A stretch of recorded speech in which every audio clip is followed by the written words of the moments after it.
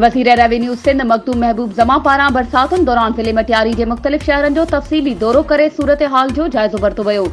सूबाई वज़ीर रेवेन्यू मटियारी ख़ैबर हाला ऐं न्यू सईदाबाद में ताज़नि बरसातुनि खां पोइ पैदा थींदड़ सूरत हाल जो जाइज़ो वरितो। मखदूम महबूब जमा ज़िले इंतज़ामिया खे हेठाहीं वारनि इलाइक़नि मां बरसात जे पाणी जी निकाली खे फिलफोर यकीनी बणाइण जूं हिदायतूं ॾिनियूं।